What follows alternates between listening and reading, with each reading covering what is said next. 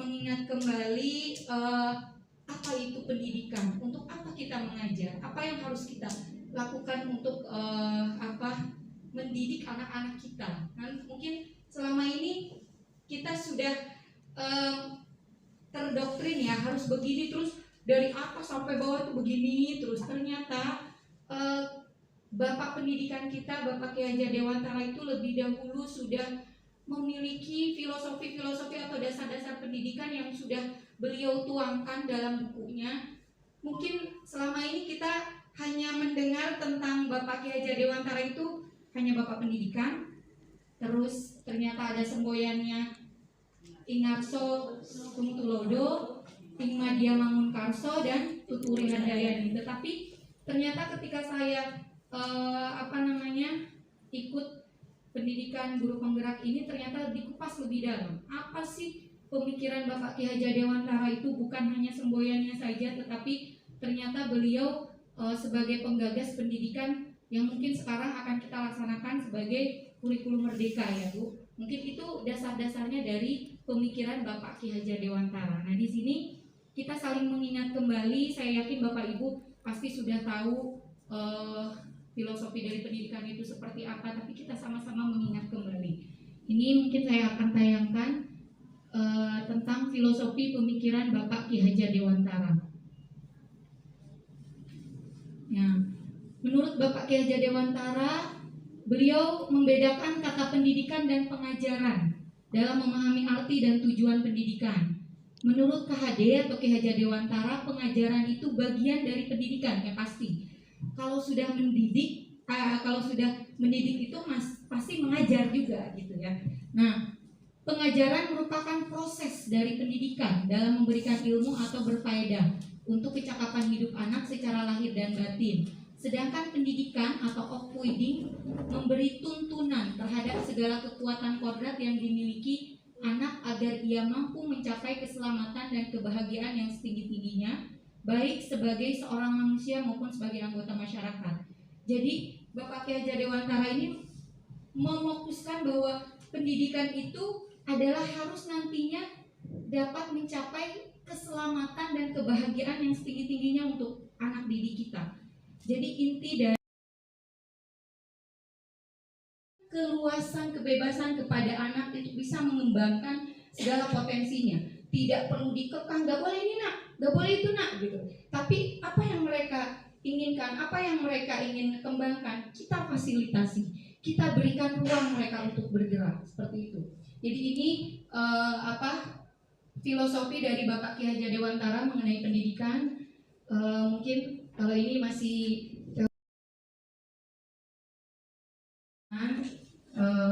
mendidik murid-murid kita supaya tujuan dari pendidikan saat ini yaitu mewujudkan profil praja Pancasila bisa terwujud, bisa tercapai.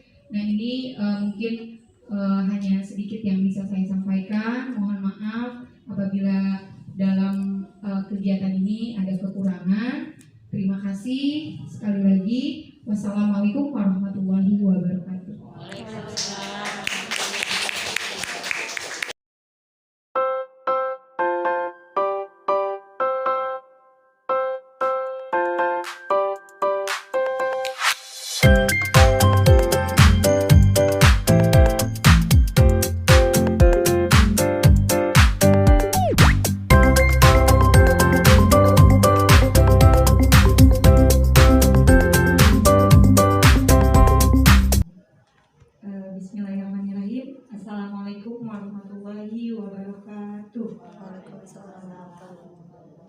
Yang saya hormati Ibu Kepala Sekolah SD Kebon Pala 05, Ibu Rutut Handayani SPD. Yang saya hormati Ibu Wakil Kepala Sekolah SD Kebon Pala 05 bidang kurikulum, Ibu Listiani MMPD. Yang saya hormati Bapak Wakil Kepala Sekolah SD Kebon Pala 05 bidang kesiswaan, Bapak Haji Ahmad Yani SPD. Dan Bapak Ibu guru yang saya hormati dan saya banggakan. Alhamdulillah, puji syukur marilah kita panjatkan kehadirat Allah Subhanahu wa taala. Hingga hari ini kita masih diberikan kesempatan, diberikan kesehatan untuk bisa hadir di sekolah ini. dalam keadaan sehat, dan alhamdulillah hari ini bisa berkumpul di tempat yang mulia ini. Salawat dan salam tak lupa kita aturkan kepada Nabi Muhammad SAW. Semoga kelak kita akan menjadi pengikutnya hingga akhir zaman dan akan mendapatkan syafaatnya. Amin ya rabbal alamin. Bapak dan Ibu guru, pertama-tama saya ucapkan terima kasih yang tak terhingga karena bisa menghadiri kegiatan hari ini. Di sini saya ingin berbagi dengan Bapak Ibu semua yang ada di sini. Bukan berarti saya di depan saya yang lebih hebat, tidak. Tetapi ini merupakan salah satu kegiatan kami sebagai guru penggerak untuk bisa berkolaborasi, berbagi dengan Bapak Ibu semua. Dan apa yang kita bagikan hari ini yaitu mengenai budaya positif. Budaya positif, apa itu budaya positif?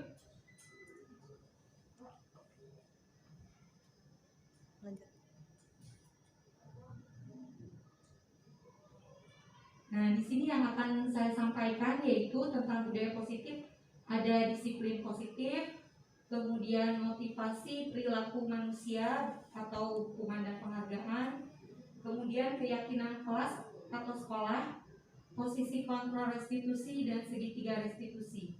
Nah, mungkin di awal saya ingin menjelaskan dulu tentang apa itu budaya positif atau disiplin positif. Nah, disiplin positif sesuai dengan yang dikemukakan oleh Stephen R. Covey dari Principal Center Leadership tahun 1991 mengatakan bahwa bila kita ingin membuat kemajuan perlahan, sedikit-sedikit, ubahlah sikap atau perilaku Anda. Namun, bila kita ingin memperbaiki cara-cara utama kita, maka kita perlu mengubah kerangka acuan kita. Ubahlah bagaimana Anda melihat dunia, bagaimana Anda berpikir tentang manusia, ubahlah paradigma Anda, skema pemahaman dan penjelasan aspek-aspek tertentu tentang realitas. Nah, di sini disiplin positif, kita menginginkan supaya di sekolah kita ini memiliki budaya yang positif. Artinya semua yang ada di lingkungan ini bisa mengikuti aturan tata tertib yang sudah ditentukan. Tetapi kita apakah meyakini bahwa anak-anak itu atau semua warga sekolah itu meyakini disiplin positif itu dengan sadar atau hanya karena motivasi dari eksternal? Nah, di sini kita akan bahas satu persatu.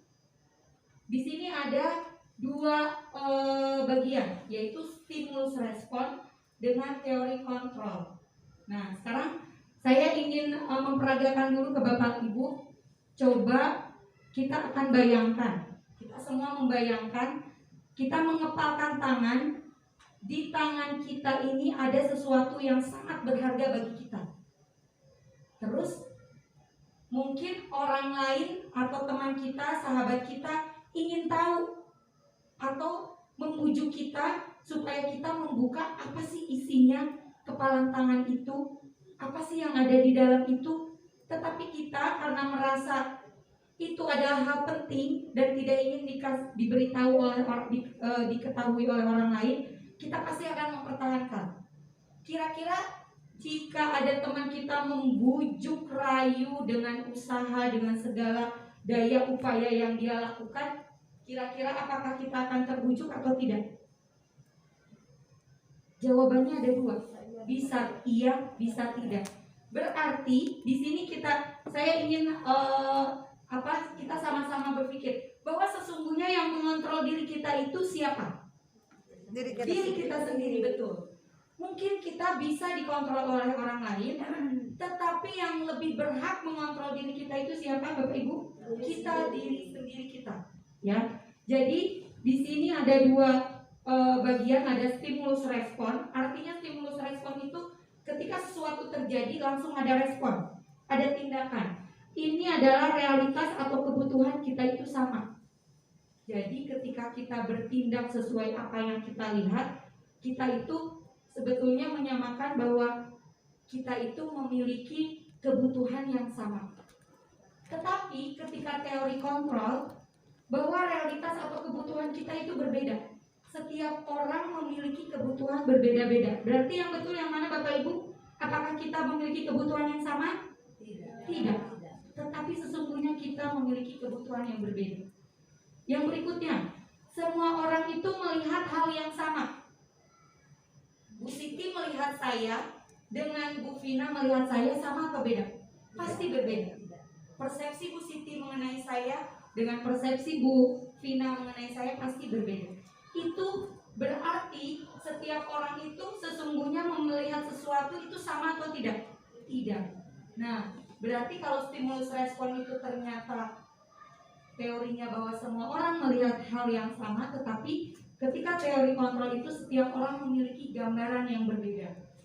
Selanjutnya, kita mencoba mengubah orang agar berpandangan sama dengan kita.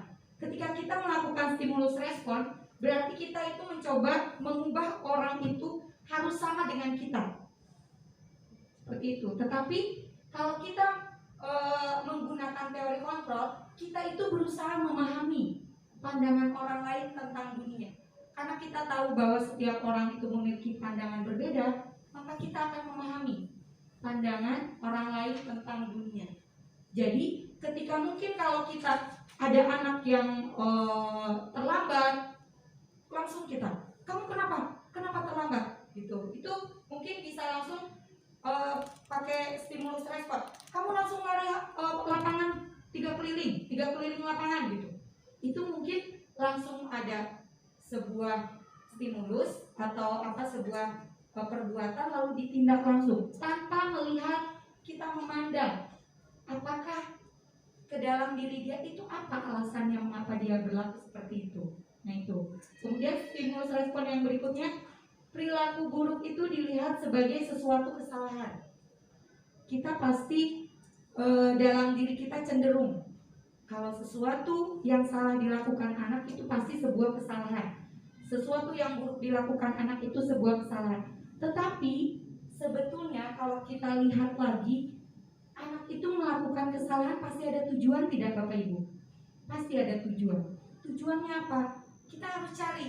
Ternyata setiap anak itu ketika melakukan sebuah tindakan, itu pasti dia memiliki tujuan untuk memenuhi kebutuhan dirinya. Kebutuhan apa yang belum dia penuhi? Kebutuhan apa yang belum terpenuhi oleh dia? Makanya dia melakukan hal tersebut. Kemudian yang selanjutnya, orang lain bisa mengontrol saya.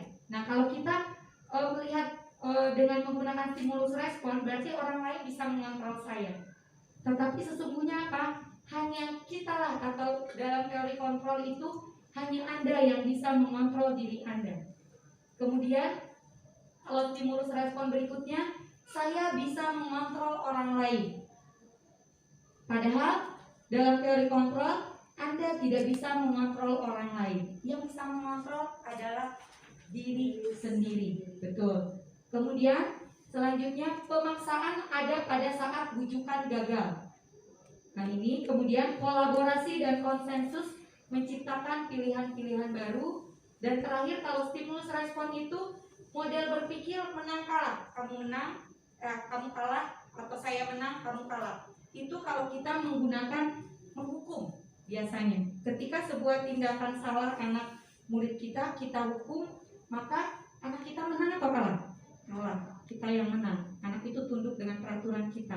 Tetapi kalau dengan teori kontrol, model berpikirnya menang-menang. Kamu menang, aku menang. Kamu bisa menyelesaikan masalah, saya pun terpenuhi, terjawab kenapa alasan kamu melakukan hal tersebut. Nah seperti itu. Jadi dari sini menurut Bapak Ibu yang baik itu stimulus respon atau menggunakan teori kontrol? Teori kontrol pasti ya. Selanjutnya ini makna kata disiplin menurut Bapak Ki Hajar Dewantara. Menurut Bapak Ki Hajar Dewantara, kalau tadi sesuai dengan filosofi Bapak Ki Hajar Dewantara, ini tentang disiplin, bahwa disiplin disiplin itu merupakan di mana ada kemerdekaan, disitulah harus ada disiplin yang kuat. Nah, kalau kita ingin merdeka, kita harus disiplin dulu. Berarti harus ada disiplin yang kuat. Sungguh pun disiplin itu bersifat self-disiplin, yaitu kita sendiri yang mewajibkan kita dengan sekeras-kerasnya, tetapi itu sama saja. Sebab jikalau kita tidak cakap melakukan self disiplin, wajiblah penguasa lain mendisiplin diri kita. Dan peraturan demikian itulah harus ada di dalam suasana yang merdeka. Jadi di sini Bapak Ki Hajar Dewantara pun menekankan bahwa disiplin diri itu yang utama. Sebelum mungkin ketika di sebuah lembaga atau di sebuah institusi itu pasti ada peraturan atau disiplin, tata tertib yang mengikat, tetapi akan lebih baik jika kita memiliki disiplin dalam diri dulu. Jika kita tidak dapat melaksanakan atau tidak cakap, tidak mampu melakukan self disiplin, maka barulah harus ada penguasa mendisiplin diri kita. Baru ada campur tangan orang lain yang bisa mendisiplinkan kita. Nah, dalam pernyataan ini bahwa untuk mencapai kemerdekaan atau dalam konteks pendidikan kita saat ini, untuk menciptakan murid yang merdeka, syarat utamanya adalah harus ada disiplin yang kuat. Nah, bagaimana kita akan menciptakan sebuah disiplin yang kuat? Nah, kita sebagai guru lah yang berperan di sini. Disiplin yang dimaksud adalah disiplin diri yang memiliki motivasi internal. Jika kita tidak memiliki motivasi internal, maka kita memerlukan pihak lain untuk menciptakan kita atau motivasi eksternal, karena berasal dari luar, bukan dari dalam diri kita sendiri. Jadi ketika kita sadar dalam diri kita harus kita disiplin, berarti kita sudah memiliki motivasi internal. Tetapi kalau kita misalnya datang ke sekolah karena takut ditegur, karena takut nilainya jelek, berarti itu bukan motivasi internal. Itu motivasi eksternal. Ya. Jadi kalau motivasi internal itu sadar dalam diri. Oh iya, saya harus datang ke sekolah lebih pagi. Supaya apa? Karena saya sadar bahwa itu adalah nilai-nilai yang saya percayai. Bahwa saya tidak boleh terlambat ke sekolah, bahwa saya harus memberikan teladan yang baik buat murid-murid saya, seperti itu. Jika tidak dapat menghadirkan motivasi internal dalam diri kita, maka maka motivasi eksternal sinilah yang berperan nantinya, supaya kita memiliki disiplin diri tersebut. Selanjutnya, nah, kenapa kita harus menciptakan sebuah disiplin positif, budaya positif di sekolah? Karena kita menginginkan bahwa murid-murid kita ini nantinya akan menjadi murid-murid yang memiliki profil pelajar Pancasila. Dalam 6 elemen profil pelajar Pancasila ini mencakup semua nilai universal. Yang pertama yaitu beriman, bertakwa kepada Tuhan Yang Maha Esa dan berakhlak mulia. Kemudian mandiri, bernalar kritis, berkebinekaan global, bergotong royong dan kreatif. Dan ini adalah puncak dari tujuan utama pendidikan kita, supaya murid-murid kita, siswa-siswi kita akan tertanam dalam mereka profil pelajar Pancasila. Nah, ini motivasi perilaku manusia, hukuman dan penghargaan. Nah, kita sering mendengar hal-hal ini ya Bapak Ibu. Kita ingin mendisiplinkan anak melalui hukuman atau melalui penghargaan. Nah, dalam menjalankan peraturan,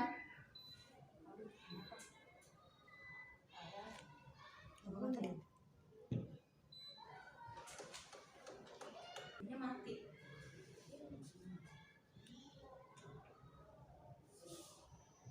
Oke.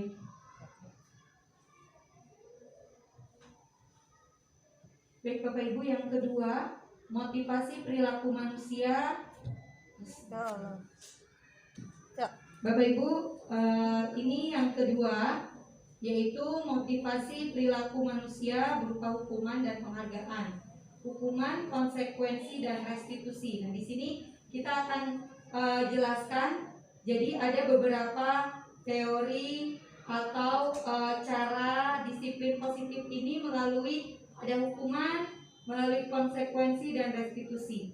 Dalam menjalankan peraturan ataupun keyakinan kelas atau sekolah, bila mana ada suatu pelanggaran, tentu sesuatu harus terjadi.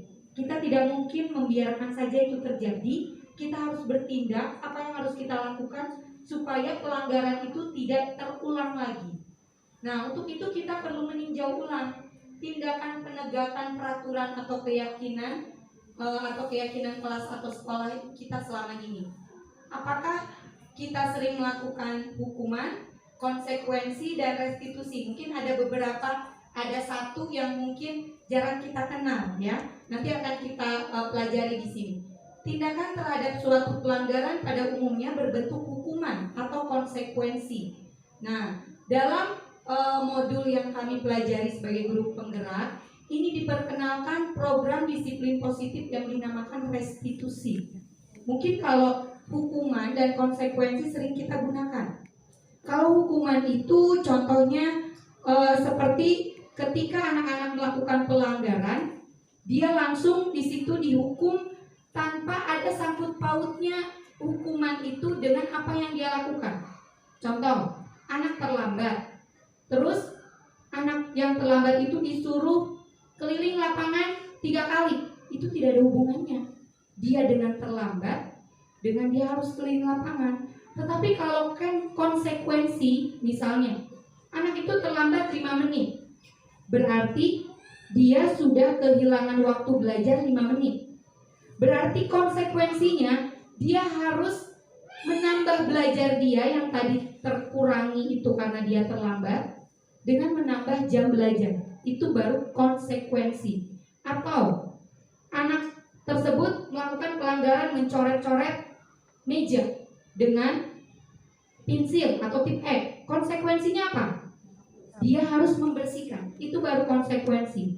Itu masih ada hubungan. Nah, ada lagi program disiplin positif, ini namanya restitusi, Bapak Ibu. Apa itu restitusi? Restitusi adalah proses menciptakan kondisi bagi murid untuk memperbaiki kesalahan mereka, sehingga mereka bisa kembali pada kelompok mereka dengan karakter yang lebih kuat. Ini menurut dosen tahun 2004. Restitusi juga merupakan proses kolaboratif yang mengajarkan murid untuk mencari solusi untuk masalah mereka dan membantu murid berpikir tentang orang seperti apa yang mereka inginkan dan bagaimana mereka harus memperlakukan orang lain. Jadi, kalau restitusi ini proses. Memang sih kalau menggunakan restitusi ini kita membutuhkan waktu.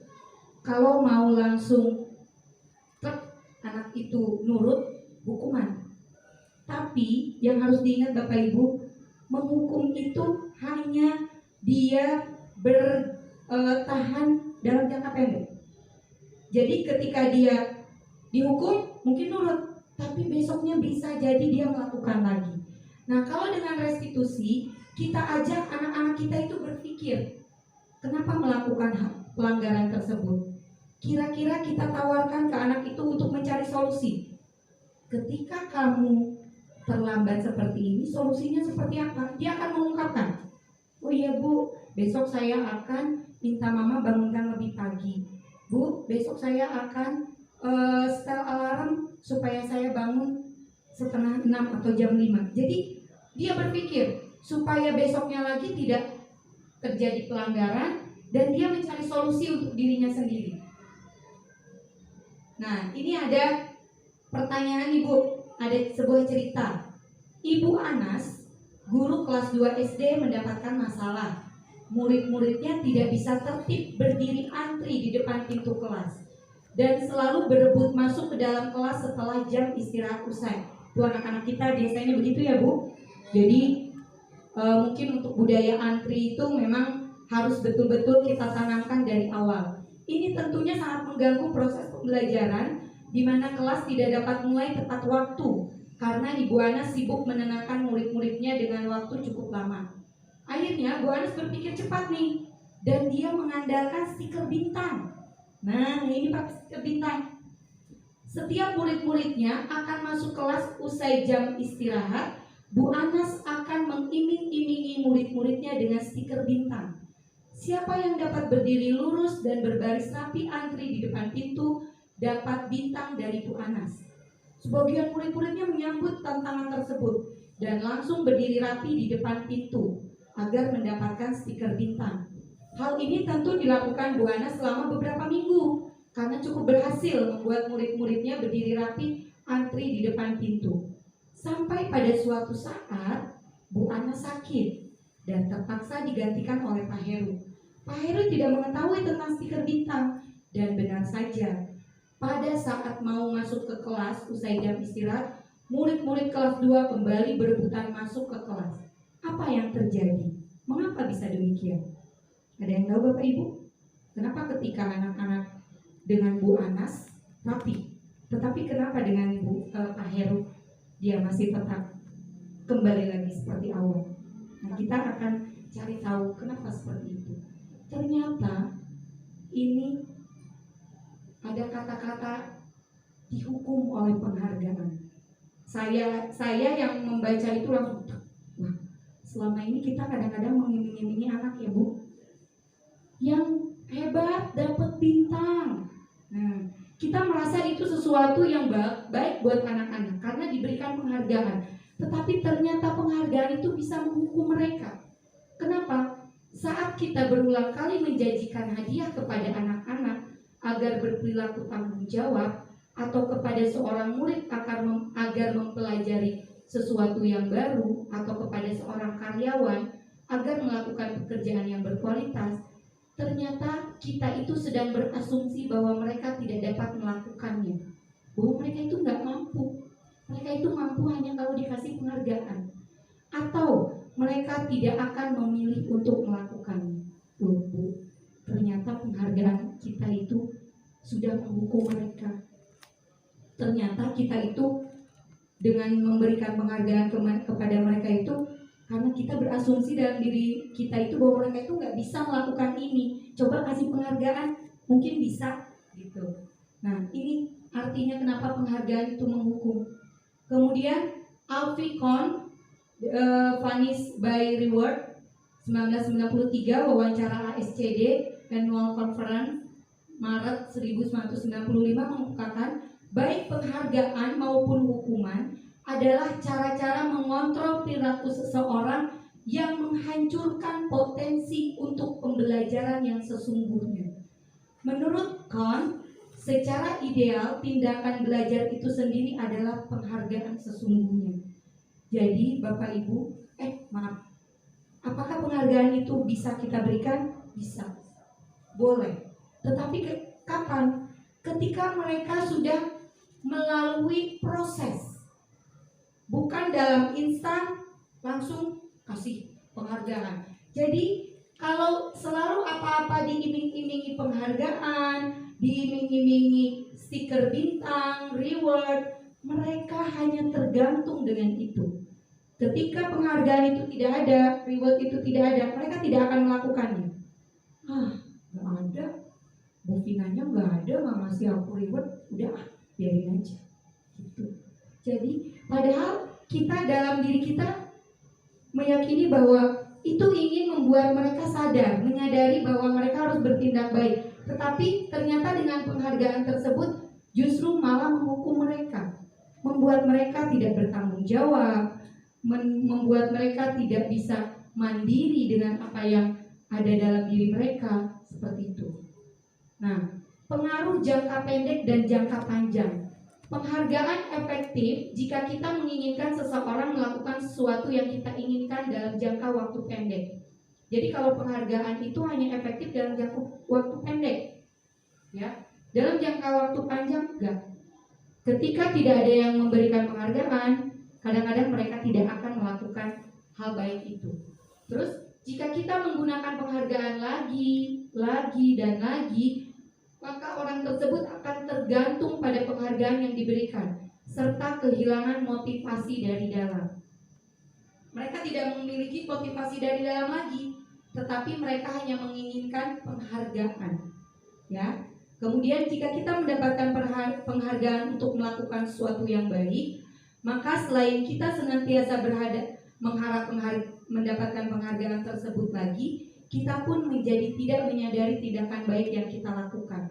Jadi kalau kita hanya mengharapkan penghargaan, kita tidak tahu yang kita lakukan itu baik atau tidak. Karena apa? Karena kita hanya menginginkan penghargaan, bukan karena dalam diri kita ingin timbul rasa menyadari bahwa tindakan itu baik atau tindakan itu buruk. Nah, sebagai seorang guru, ketika murid Anda melakukan kesalahan, tindakan mana yang akan dilakukan? Menunjukkan kesalahannya dan memintanya melihat kesalahannya baik-baik, mengatakan kamu seharusnya tahu bagaimana kamu seharusnya bertindak, mengingatkan murid Anda akan kesalahannya yang sama di waktu sebelumnya, bertanya kepadanya kenapa kamu melakukan sesuatu yang seharusnya tidak kamu lakukan, atau mengkritik dan mendiamkannya. Nah, kira-kira yang sering kita lakukan yang mana, Bapak Ibu? Kadang-kadang ketika anak melakukan sebuah tindakan kesalahan, kita langsung menjas, ya, keseringan tanpa kita sadari. Karena kadang-kadang ketika kita harus melalui proses atau seperti tadi restitusi, itu memang membutuhkan waktu yang cukup lama. Tetapi itulah yang terbaik, karena mengajarkan mereka untuk bisa memecahkan masalah serta mencari solusi dari perbuatannya. Nah, ini keyakinan kelas atau keyakinan sekolah atau keyakinan kelas. Nah, keyakinan kelas atau mungkin kalau di SD itu lebih ke kesepakatan kelas, ya. Keyakinan kelas bersifat lebih abstrak daripada peraturan yang lebih rinci dan konkret. Keyakinan kelas itu berupa pernyataan-pernyataan universal. Pernyataan keyakinan kelas senantiasa dibuat dalam bentuk positif. Keyakinan kelas itu hendaknya tidak terlalu banyak sehingga mudah diingat dan dipahami oleh semua warga kelas. Keyakinan kelas sebaiknya sesuatu yang dapat diterapkan di lingkungan tersebut. Kemudian semua warga kelas hendaknya ikut berkontribusi dalam pembuatan keyakinan kelas lewat kegiatan curah pendapat. Kemudian terakhir bersedia meninjau kembali keyakinan kelas dari waktu ke waktu. Jadi kalau keyakinan kelas itu kita curah pendapat bareng dengan anak-anak di kelas. Itu supaya mereka juga menyadari bahwa apa kesepakatan yang sudah mereka yakini atau sudah mereka buat, sehingga mereka bisa bertanggung jawab dengan apa yang sudah mereka yakini. Nah, ini contoh keyakinan kelas nih, karena tadi dari keyakinan kelas itu lebih universal, jadi kata-katanya itu positif dan lebih universal. Ini contohnya, setiap anggota kelas perlu belajar, setiap anggota kelas perlu senang atau bahagia, bisa. Setiap anggota kelas perlu melakukan tugas, setiap anggota kelas perlu saling menghargai, setiap anggota kelas perlu merasa aman. Nah, kalau yang selama ini kita buat kesepakatan kelas itu mungkin lebih khusus, ya. Kalau ini lebih universal atau lebih umum kata-katanya. Ini yang kelas 5 nih, selalu bersikap positif. Sikap berpositif itu apa? Kan sopan santun, itu positif, seperti itu ya. Kemudian senantiasa menjadi diri terbaik, percaya dan menghormati orang lain serta barang miliknya, berkomitmen terhadap setiap tugas, senantiasa membantu. Nah, ini kalau untuk kelas 7 ini SMP ya, hormat, bekerja, diterima dan memiliki. Nah, ini kita sebagai guru itu memiliki posisi kontrol restitusi. Ada beberapa posisi kontrol kita, yaitu kita kadang-kadang dari 5 posisi kontrol nih Bapak Ibu. Yang pertama sebagai penghukum, kedua sebagai pembuat orang merasa bersalah, ini sebagai teman, sebagai pemantau dan sebagai manajer. Kita akan teliti satu persatu. Penghukum itu seperti apa sih? Nih, supaya kita tahu nih selama ini kita ada di posisi mana ketika kita bertindak atau melihat tingkah laku atau kesalahan anak-anak. Posisi penghukum. Nih, ini biasanya guru berbuat menghardik, menunjuk-nunjuk, menyakiti, menyindir, itu ternyata sebagai penghukum. Kemudian guru itu akan berkata apa? Kalau kamu tidak melakukannya, saya akan titik. Itu berarti kita sebagai penghukum. Kemudian hasilnya apa yang akan dihasilkan? Anak murid kita akan menjadi pemberontak, pendendam, menyalahkan orang lain. Bapak Ibu, kalau kita dalam posisi penghukum, suka menghukum, kalau anak-anak sedikit salah dihukum, nah ternyata ini, ya. Kemudian nih ada murid berkata apa? Saya tidak peduli. Mungkin kelihatannya dia nurut, tetapi dalam hati mereka saya nggak peduli. Terus dampak pada murid nanti akan apa? Mengulangi kesalahan berulang kali. Perilaku menjadi agresif. Anak-anak kita jadi agresif kalau kita sering menghukum. Kemudian kaitan dengan dunia berkualitas, murid meletakkan guru di luar dunia berkualitas. Jadi kadang-kadang kita guru dibenci oleh murid-murid kita, ya, kalau kita sebagai penghukum. Terus balik lagi, kita kalau sebagai pembuat orang merasa bersalah nih. Ini kadang-kadang saya sendiri itu suka jadi merasa astagfirullahaladzim, selama ini saya memperlakukan anak-anak saya seperti ini. Ternyata pembuat orang merasa bersalah itu seperti apa ciri-cirinya? Berceramah menunjukkan kekecewaan mendalam. Kamu sudah bikin Bunda sedih sekali. Bunda sedih banget kamu melakukan ini. Bunda kecewa. Ternyata itu membuat anak-anak itu merasa bersalah, Bapak Ibu. Mungkin kita ngerasa supaya anak kita sadar bahwa dia sudah membuat kita sedih, sudah membuat kita kecewa. Tetapi ternyata yang sudah kita lakukan adalah membuat mereka merasa bersalah. Di sini posisi kita kadang-kadang guru berkata, atau kita sebagai orang tua saya sebagai orang tua sering melakukan ini. Kamu sudah mengecewakan ibu atau bapak. Nah itu. Jadi seolah-olah anak itu harus tahu bahwa kamu tuh sudah mengecewakan gitu. Merasa bersalah, membuat orang merasa bersalah. Terus apa yang terjadi hasilnya? Menyembunyikan, menyangkal, dan berbohong. Karena takut membuat ibu guru kecewa, karena takut membuat orang tua sedih, dia menyembunyikan, menyangkal, dan berbohong. Akhirnya itu yang terjadi. Kemudian murid berkata apa? Maafkan saya Bu, maafkan saya Pak.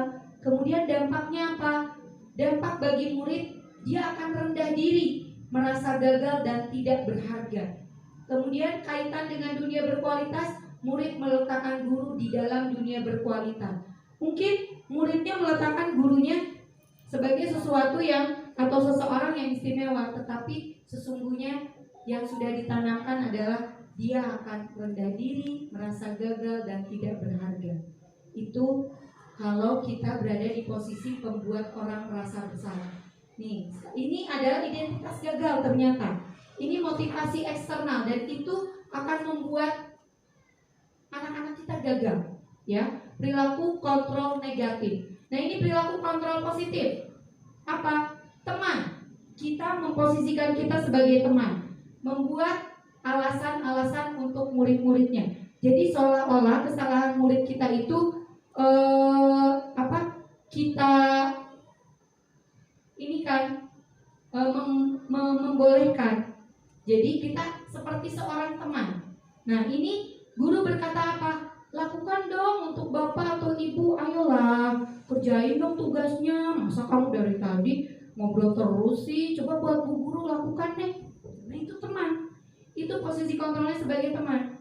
Ya sudah, nanti bapak ibu guru bantu. Udah, kamu kerjakan dulu, nanti guru bantuin yang ini. Nah, itu sebagai teman. Ini.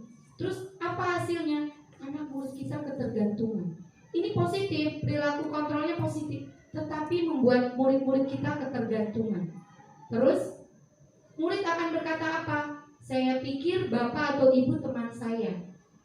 Terus dampak pada muridnya tergantung, tidak mandiri dan tidak bisa memutuskan. Jadi dia tidak memiliki rasa untuk bisa memutuskan segala sesuatu. Pasti tergantung pada gurunya. Ya udah, menurut ibu gimana? Terserah ibu deh. Nah itu. Jadi kadang-kadang kalau sebagai teman kayak gitu anak-anak ya. Kemudian kaitan dengan dunia berkualitas, murid meletakkan guru sebagai orang penting dalam dunia berkualitas. Nah itu sebagai teman. Kemudian posisi pemantau. menghitung dan mengukur. Jadi setiap apa yang anak-anak lakukan itu pasti ada perhitungannya, diukur.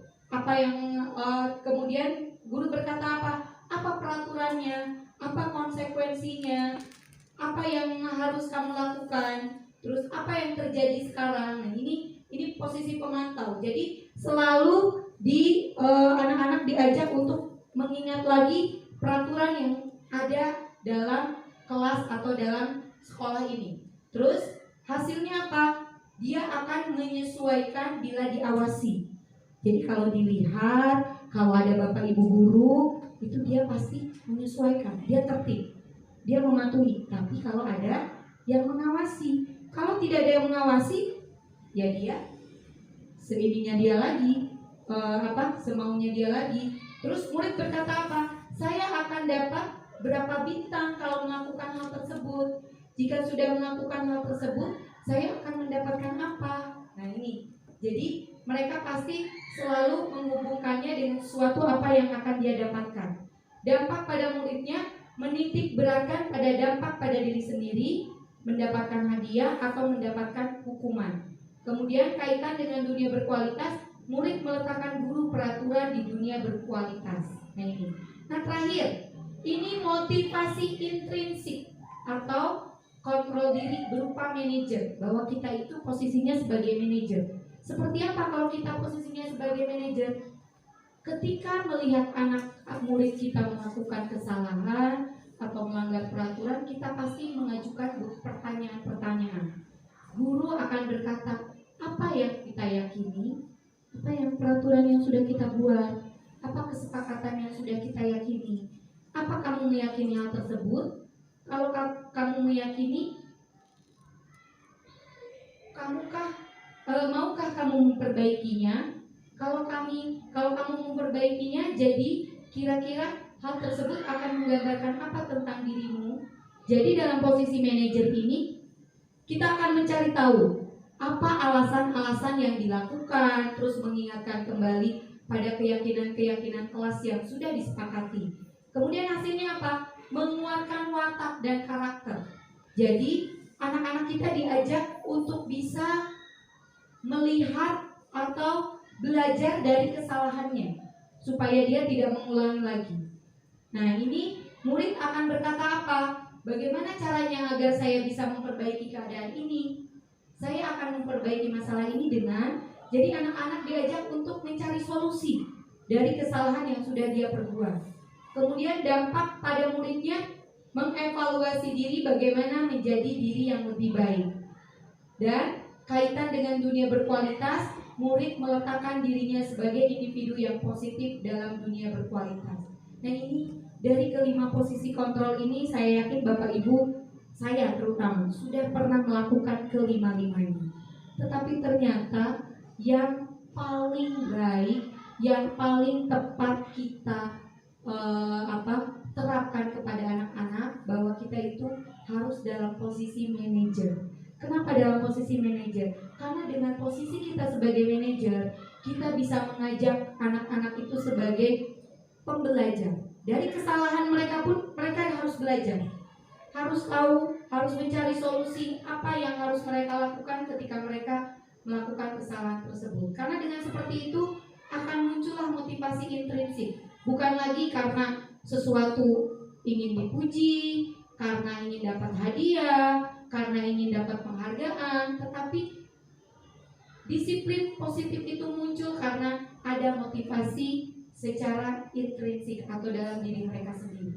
Nah ini restitusi itu yang tadi, jadi mengajak mereka untuk mencari solusi, memecahkan masalah dari apa yang sudah mereka lakukan atau pelanggaran yang mereka lakukan. Ini ada segitiga restitusi. Dari dalam segitiga restitusi ini bentuknya seperti ini, ada menstabilkan identitas, ada validasi tindakan yang salah, ada menanyakan keyakinan. Jadi kalau menstabilkan identitas, ketika seorang anak itu melakukan kesalahan atau pelanggaran, kita itu supaya mereka tidak merasa rendah diri, merasa malu, terpuruk, kita harus menstabilkan identitas mereka, bahwa setiap orang itu pasti pernah melakukan kesalahan. Wajar kok nak melakukan kesalahan, wajar kok kamu terlambat, tidak apa-apa kamu terlambat. Tapi, jadi kita menstabilkan identitas mereka, bahwa mereka harus tahu kita sebagai manusia pasti pernah melakukan kesalahan, bahwa kamu bukan satu-satunya orang yang pernah melakukan itu. Tapi mereka harus tahu, mereka harus memperbaiki bahwa perbuatan tersebut tidak boleh dilakukan karena apa? Nah, di sini kemudian validasi tindakan yang salah. Apa yang harus kita ajukan kepada anak-anak? Kamu tentu punya alasan mengapa melakukan itu. Jadi kita tanyakan, apa alasan kamu melakukan ini? Kenapa kamu terlambat? Apa yang membuat kamu bisa terlambat hari ini? Terus kita tanyakan lagi, adakah cara yang lebih efektif untuk mendapatkan apa yang kamu butuhkan? Misalnya, kalau dia melakukan, misalnya di kelas sering bercanda atau suka iseng kepada temannya, itu kan pasti mereka ada sesuatu kebutuhan yang ingin mereka penuhi. Misalnya, kebutuhan untuk diperhatikan.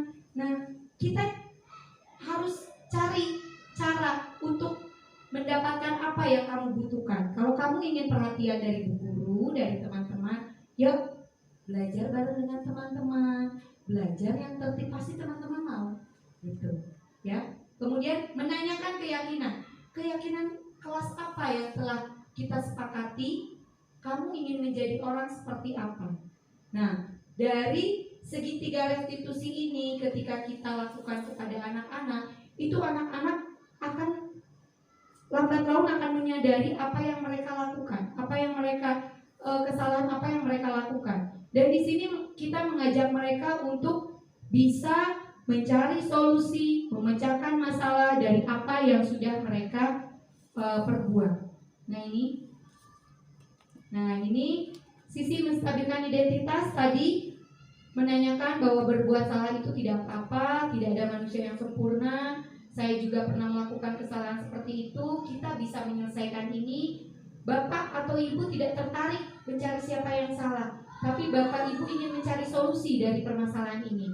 Kamu berhak merasa begitu. Apakah kamu sedang menjadi teman yang baik buat dirimu sendiri? Ini menstabilkan identitas, bahwa identitas mereka biar stabil dulu. Kemudian selanjutnya, tindakan yang salah, validasi tindakan yang salah. Padahal kamu bisa melakukan yang lebih buruk dari ini ya. Kamu pasti punya alasan mengapa melakukan hal ini. Kamu patut bangga pada dirimu sendiri karena kamu telah melindungi sesuatu yang penting buatmu. Kamu boleh mempertahankan sikap itu, tapi kamu harus menambahkan sikap yang baru. Nah ini validasi tindakan yang salah. Kita memberikan pengertian kepada mereka bahwa tindakan yang mereka lakukan itu salah, tetapi mereka masih bisa memperbaiki, ya. Nah, restitusi ini tidak menyarankan guru bicara ke murid bahwa melanggar aturan itu adalah sikap yang baik. Bukan berarti dengan restitusi kita membuat anak itu bahwa sikap melanggar aturan itu sikap yang baik, tidak. Tetapi dalam restitusi guru harus memahami alasannya dan paham bahwa setiap orang pasti akan melakukan terbaik di waktu tertentu. Jadi kita harus tahu alasannya. Mereka melakukan hal tersebut itu pasti ada alasannya. Nah ini karena mungkin mereka untuk memenuhi kebutuhan akan kasih sayang, rasa diterima, atau love and belonging. Terus kalau kita tolak anak yang sedang berbuat salah, dia akan tetap menjadi bagian dari masalah. Namun bila kita memahami alasannya melakukan sesuatu, maka dia akan merasa dipahami. Nah ini untuk menanyakan keyakinan, jadi mengingatkan kembali aturan-aturan atau kesepakatan kelas yang sudah disepakati. Dan mereka mengajak mereka untuk yuk, apa sih solusinya? Apa sih yang harus kamu lakukan kalau melakukan kesalahan seperti ini? Jadi anak difokuskan, diajak untuk mencari solusi dari permasalahan atau perbuatan yang sudah mereka lakukan.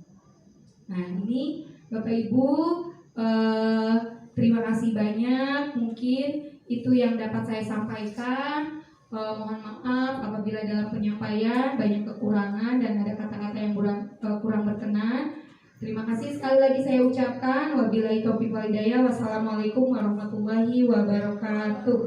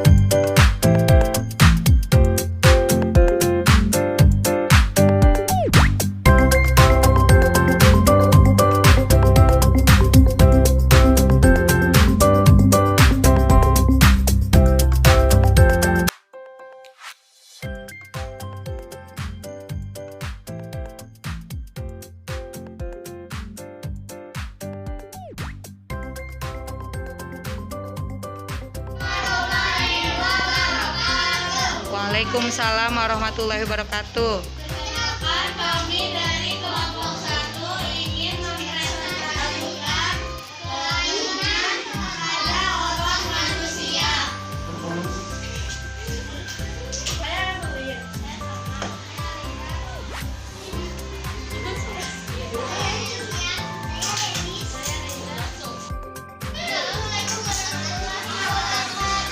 Waalaikumsalam.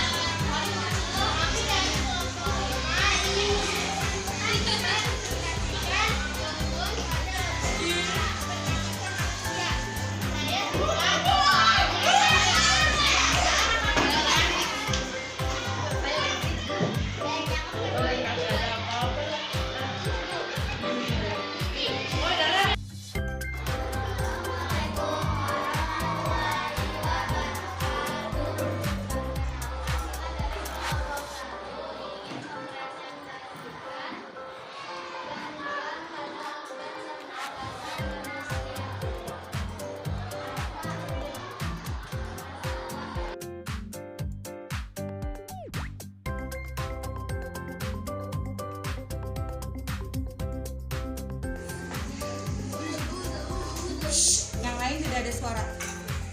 Hasbi, tugas kamu yang kemarin, yang ketika Bu Santi tidak hadir ke kelas karena ada tugas keluar, kamu mana tugasnya? Mana? Kalau sudah dikerjakan mana? Coba tunjukkan ke Bu Guru. Mana yang sudah kamu kerjakan? Ada tidak? Ada nggak? Nggak ada. Berarti sudah dikerjakan atau belum? Belum. Kenapa belum dikerjakan? Bercanda. Ketika teman-temannya mengerjakan tugas, kamu bercanda? Oh, bercanda sih boleh aja, Hasbi. Kita boleh bercanda dengan teman, tapi ingat, kita harus bertanggung jawab dengan tugas kita. Perbuatan Hasbi ini betul atau tidak? Tidak. Harusnya seperti apa? Harusnya yang keras suaranya, harusnya dikerjakan tugasnya, diselesaikan dulu tugasnya, karena harus bertanggung jawab. Ingat, kita punya kesepakatan kelas yang sudah kita bentuk atau buat bersama-sama. Kamu tahu kesepakatannya apa? Tahu kan? Harus bertanggung jawab terhadap tugas, ya. Itu kan kesepakatan kita bersama, itu sudah dibuat bersama-sama. Kamu yakin dengan kesepakatan itu? Yakin. Sudah benar kesepakatan itu? Benar. Berarti untuk memperbaiki kesalahan kamu ini, apa yang harus kamu lakukan? Kerjakan apa? Kerjakan ulang. Ya, Hasbi mau mengerjakan ulang tugas ini. Walaupun nanti berarti tugas kamu bertambah, tidak apa-apa. Tidak apa-apa. Berarti itu sebagai bentuk tanggung jawab kamu, ya. Kamu mengerjakan ulang, dan besok lagi ketika Bu Guru kasih tugas, kamu punya masalah nggak untuk mematuhi kesepakatan kita? Nggak? Bisa mematuhi? Bisa. Oke. Baik, Hasbi. Mudah-mudahan kamu tidak mengulangi kesalahan seperti ini lagi dan bisa bertanggung jawab terhadap tugas. Nanti kerjakan kembali tugas yang Bu Santi berikan, ya, dan tidak mengulangi lagi. Bisa, Hasbi?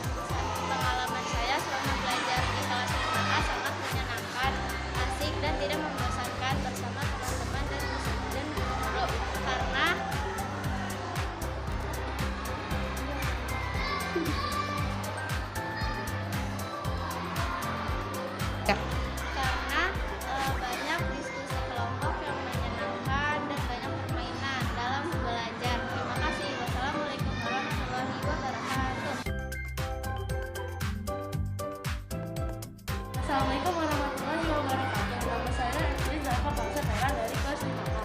Pembelajaran yang saya mau adalah pembelajaran yang banyak diskusi kelompok dan pembelajaran yang tidak hanya di kelas bisa dilakukan di lapangan. Dan seperti aja. Terima kasih. Wassalamualaikum warahmatullahi wabarakatuh.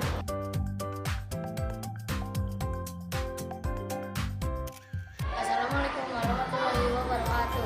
Perkenalkan, nama saya Tegar Rezelia Kurniawan. Saya dulu di kelas 5A. Belajar di kelas 5A sangat menyenangkan dan tidak membosankan karena banyak permainan yang dilalui di sana. Terima kasih. Wassalamualaikum.